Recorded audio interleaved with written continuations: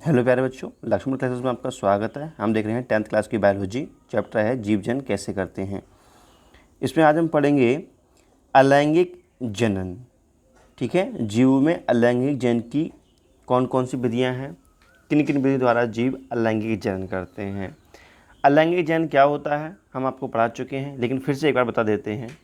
देखिए, जब जीव इस प्रकार जनन करते हैं कि दूसरे जीव का कोई योगदान नहीं होता, उसमें तो उसे अलैंगिक जनन कहते हैं। या आप ऐसे कह सकते हो वह जनन, जनन की वह विधि जिसमें केवल एक ही जनक भाग लेता है, अलैंगिक जनन कहलाता है।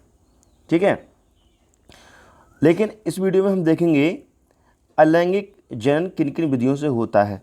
ठीक है, तो देखेंगे एक कोशिकीय जीवों में अलैंगिक जनन। देखो, जो जीव हैं एक कोशिकीय भी होते हैं, बहुकोशिकीय भी होते हैं। तो सबसे पहले हम देखेंगे एक कोशिकीय जीवों में अलैंगिक जनन किन किन विधियों द्वारा होता है। तो एक कोशिकीय जीवों में जो अलैंगिक जनन होता है, पहली विधि है विखंडन। विखंडन द्वारा होता है। विखंडन होता क्या है ये समझ लो पहले। कुछ जीव कोशिका के विभाजन से नए जीवों की उत्पत्ति करते हैं। जनन की इस विधि को हम क्या कहते हैं? विखंडन कहते हैं। और ये विखंडन दो प्रकार से होता है, द्विखंडन द्वारा और बहुखंडन द्वारा। द्विखंडन क्या होता है, बहुखंडन क्या होता है, अभी आपको समझाएंगे, है ना। लेकिन विखंडन होता कैसे है, इसका नियम क्या है, नियम देख लीजिए। नियम ये है, इस विधि में सबसे पहले तो केंद्रक और उसके बाद कोशिका द्रव का विभाजन होता है। मतलब पहले केंद्रक टूटता है, फिर कोशिका द्रव टूटता है। ठीक है, और ये दो प्रकार से हो सकता है, बाइनरी फिजन और मल्टीपल फिजन। इसको हम आपको विस्तार से समझाएंगे। बाइनरी फिजन क्या होता है देखेंगे जरा। जब एक कोशिका के जीव एक कोशिका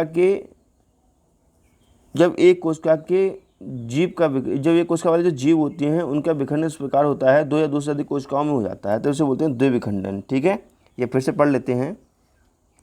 एक कोशिका के विखंडन से दो कोशिका बनने की क्रिया को हम द्विखंडन कहते हैं। अथवा करके ऐसे पढ़ सकते हो, जब एक कोश के विखंडन से दो बराबर भागों में विभाजित होकर नए जीव को उत्पन्न करता है, तब इसे बाइनरी फिजन कहते हैं। जैसे हम बहुत सारे एग्जाम्पल्स इसको क्लियर करेंगे। जैसे बाइनरी फिजन आपको देखने को मिलता है एक कोशिकीय जीव, जैसे अमीबा में देखने को मिलेगा, लेशमानिया में, पैरामीशियम में और जीवाणु इत्यादि में हमें बाइनरी फिजन देखने को मिल जाएगा। तो इन सभी एग्जाम्पलों को हम चित्रों की हेल्प से अभी एक्सप्लेन करते हैं। सबसे पहले हम देखते हैं कि अमीबा में द्विखंडन कैसे होता है। ठीक है, तो द्विखंडन का मतलब क्या होता है, देखो अभी बताया था आपके लिए। जब एक कोशिकीय जीव, देखो अमीबा क्या है, एक कोशिकीय जीव। जब एक कोशिकीय जीव दो कोशिकाओं में विभाजित होता है, देखो एक कोशिका ये होगी, एक कोशिका ये, दो कोशिकाओं में विभाजित हो जाता है, उसे बोलते हैं हम बाइनरी फिजन या द्विखंडन, द्विविखंडन। ठीक है, तो अमीबा में कैसे होता है, देखो रूल क्या था, हमने कहा था सबसे पहले केंद्रक टूटता है, केंद्रक विभाजित होता है, उसके बाद कोशिका द्रव विभाजित होता है। ठीक है, तो ये अमीबा है, तो इसको देखो कि ये न्यूक्लियस है, केंद्रक है, केंद्रक जो विभाजित हो रहा है, लंबा हो रहा है। लंबा होने के बाद देखो केंद्रक जो है वो विभाजित हो रहा है। अब देखो केंद्रक पूरी तरह विभाजित हो चुके हैं यहाँ पर। अब इसके बाद क्या होता है, ये साइटोप्लाज्म जो होता है, कोशिका द्रव जो होता है, ये मतलब केंद्रक के चारों ओर के जो पार्ट होता है, ये इसको हम बोलते हैं साइटोप्लाज्म या कोशिका द्रव। ठीक है, अब देखो ये केंद्रक पूरी तरह, देखो पहले ये गोल था, फिर लंबा हुआ, उसके बाद क्या हुआ और लंबा हुआ, उसके बाद वो टू पार्ट्स में टूट चुका है। इसके बाद में ये साइटोप्लाज्म भी, कोशिका द्रव भी टूट जाता है और दो नए कोशिकाएं प्राप्त हो जाती हैं, जो कि एक एक केंद्रक लेकर अलग हो जाती हैं।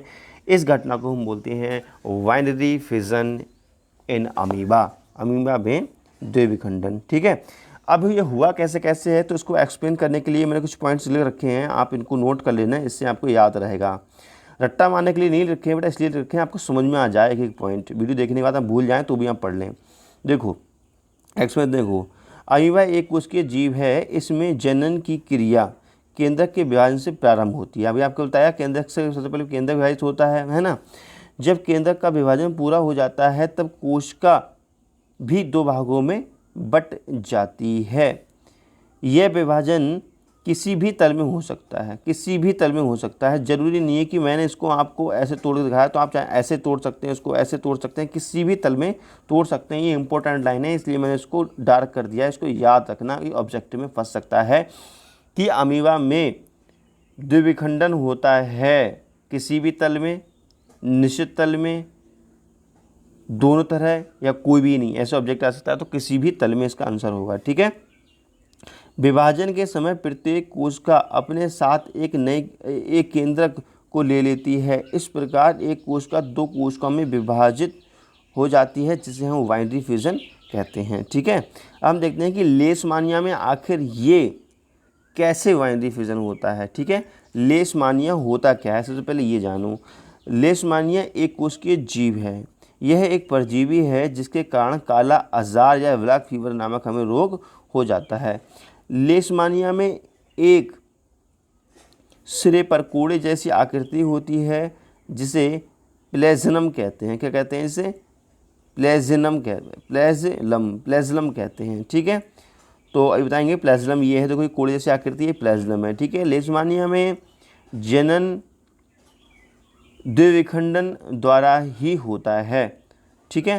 तो देखो द्विविखंडन द्वारा का मतलब क्या होता है? सबसे पहले क्या है, केंद्रक विभाजित होगा। देखो ये केंद्रक है, ये केंद्रक है, ये तो विभाजित हो रहा है। जब ये केंद्रक विभाजित हो गया है उसके बाद ये साइटोप्लाज्म है, ये है, ये चीज़ विभाजित होना स्टार्ट होती है। देखो ये भी विभाजित हो गई है, अब यहाँ से कट जाएगी निश्चित तल में, तब ये द्विखंडन यहाँ पे हो जाएगा। समझ में आ गया लेशमानिया में द्विखंडन कैसे होता है? देखो इसका थोड़ा सा एक्सप्लेनेशन देख लेते हैं जो हमने लिखा है। लेशमानिया एक कोशिकीय जीव है। इसमें जनन की क्रिया केंद्रक के विभाजन से आरंभ होती है। जब केंद्रक का विभाजन पूर्ण हो जाता है तब कोशिका दो भागों में बट जाती है ना। लेशमानिया में कोशिका विभाजन निश्चित तल में होता है। इस बात को आप याद रखेंगे, ऑब्जेक्ट में फंस सकता है। ठीक है। तो इस प्रकार हम बाइनरी फिजन पढ़ चुके हैं। अब हम देखेंगे कि मल्टीपल फिजन क्या होता है या बहुविखंडन क्या होता है।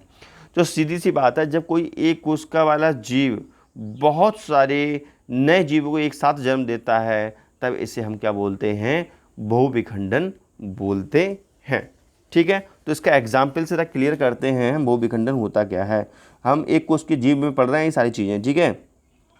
कुछ एक कोशिकीय जीव जैसे मलेरिया परजीवी प्लाज्मोडियम में एक कोशिका का विखंडन अनेक कोशिकाओं में होता है। हम इसे बहुविखंडन या मल्टीपल फिजन कहते हैं। प्लाज्मोडियम में मल्टीपल फिजन कैसे होता है इसको देखेंगे चित्र की हेल्प से। देखो बेटा ये प्लाज्मोडियम होता क्या, सबसे पहले ये जानो। जो मादा मच्छर होता है ना, देखो जो मादा मच्छर जो होता है ये मलेरिया रोग फैलाता है। इसके डंक में ये प्लाज्मोडियम पाया जाता है। समझ में आ रही है बात? तो खैर देख लो और आगे समझाएंगे आपके लिए। देखो बेटा ये एक प्लाज्मोडियम है ये, और प्लाज्मोडियम के अंदर ये एक केंद्रक है और ये इसके अंदर कोश का द्रव फैला हुआ है, और बाकी ये बाहर जो ब्लैक कलर से मैंने बनाया है इसको हम बोलते हैं कोश का भित्ति, मतलब ऊपर की परत। होता क्या है कि बहुत तेज़ी से ये प्लाज्मोडियम क्या होता है, इसका जो केंद्रक होता है विभाजित होता है। देखो कितने पार्ट्स में डिवाइड, छोटे छोटे पार्ट्स में ये केंद्रक विभाजित हो चुका है। आप देख रहे हो कितने सारे केंद्रक बन चुके हैं। ठीक है।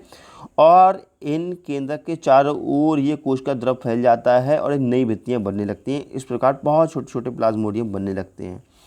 फिर एक समय ऐसा आता है ये कोश का भित्ति टूट जाती है। देखो टूट गई, अब ये नए छोटे छोटे नए प्लाज्मोडियम बाहर निकलते हैं, और ये प्लाज्मोडियम हमारे रक्त में फैल जाते हैं, बहुत तेज़ी से फैलते हैं, जिसके कारण हमारे ब्लैक फीवर या मलेरिया नामक बीमारी बहुत तेज़ी से फैलने लगती है।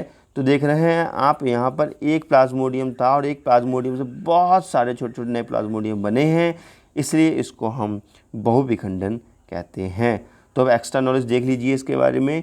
एक कोशिकीय मलेरिया परजीवी प्लाज्मोडियम की कोशिका के चारों ओर एक सुरक्षा भित्ति बन जाती है। मैंने आपको बता दिया था ये सुरक्षा भित्ति के अंदर कोशिका का केंद्रक कई बार विभाजित होकर बहुत से छोटे छोटे केंद्रक बना लेता है, जिन्हें संतति केंद्रक या जैन केंद्रक हम संतति केंद्रक कहते हैं। जैन संतति केंद्रक हम कहते हैं, है ना। प्रत्येक संतति केंद्रक के चारों ओर थोड़ा सा कोशिका द्रव एक भित्ति कोशिका द्रव एकत्रित होकर पतली सी झिल्ली बना लेता है। अनुकूल परिस्थिति होने पर सुरक्षा भित्ति फट जाती है। इसमें उपस्थित जो बहुत सी संतति कोशिकाएं होती हैं वो बाहर आ जाती हैं या अलग हो जाती हैं। ये संतति कोशिकाएं नए जीवों को जन्म देती हैं। एक प्लाज्मोडियम कोशिका बहुविखंडन द्वारा लगभग 1000 संतति कोशिकाएं उत्पन्न कर सकती हैं। समझ लीजिए, अगर एक प्लाज्मोडियम मच्छर ने आपके खून में छोड़ दिया तो वो प्लाज्मोडियम कम से कम 1000 नए अपने जैसे संतति जन्म दे सकता है। तो कितनी तेज़ी से फैलता है ये बीमारी, समझ सकते हो आप, है ना। मादा एनोफिलिज मच्छर प्लाज्मोडियम का वाहक होता है, जिसे मलेरिया बुखार नामक रोग हो जाता है। ठीक है बेटा। अब हम देखते हैं जो एक कोश के जीव होता है। एक कोश के जीव कौन सा होता है? ईस्ट। एक कोश के जीव ईस्ट है। उसमें मुकुलन कैसे होता है, इस चीज़ को हम देखेंगे नेक्स्ट वीडियो में। ओके बेटा, थैंक यू, बाय बाय।